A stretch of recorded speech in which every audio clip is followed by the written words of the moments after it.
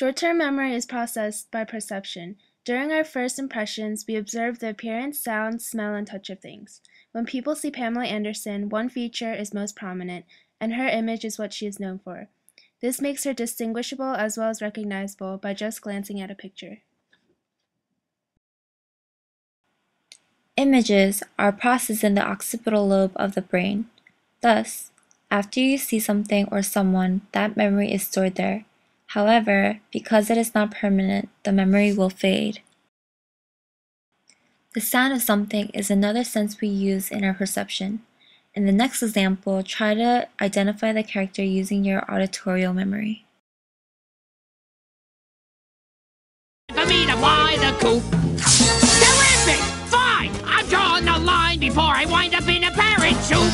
I was a fool to let you run the show. I'm cutting you loose, pal. Look out below. I'm in the dirt sheet. Say la vie. Hope all goes well. I'm looking out for me. Sound is distinguished in the temporal lobe of the brain. Chunking is a technique that helps your STM process data. When you observe this set of numbers, it looks difficult to memorize. What should we do, guys? Chunk, chunk, chunk!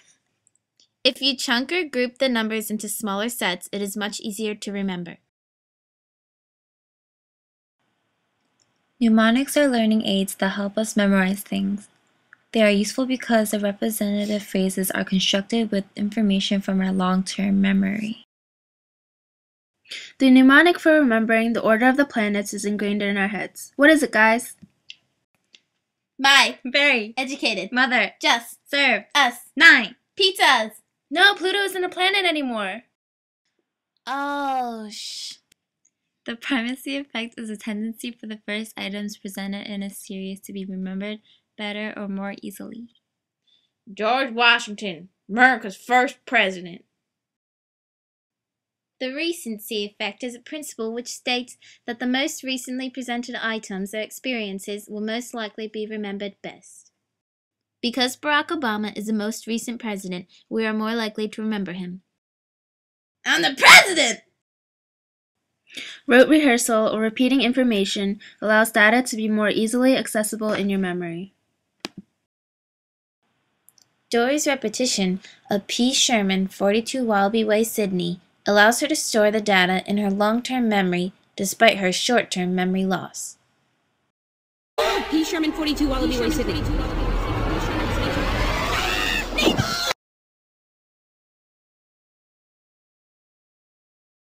Hey Lauren, I'm really interested in long-term memory. Can you tell me about it?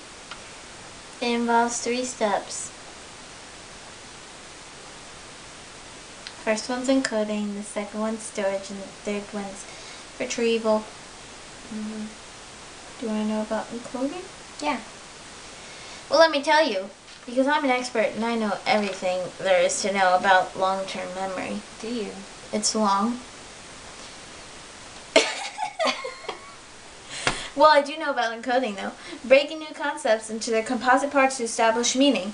We include the context around us, which is our surroundings, as we learn a new concept or experience. So basically, when we learn something, we absorb the surroundings. Yeah. So the second step, storage. That's pretty self-explanatory, but let me give it to you in technical terms, so your little Asian mind can understand it. We store the memory, attach it to the other related memories, and link it to older memories.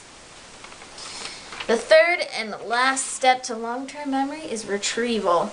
Think of a golden retriever fetching his treat after his master throws it.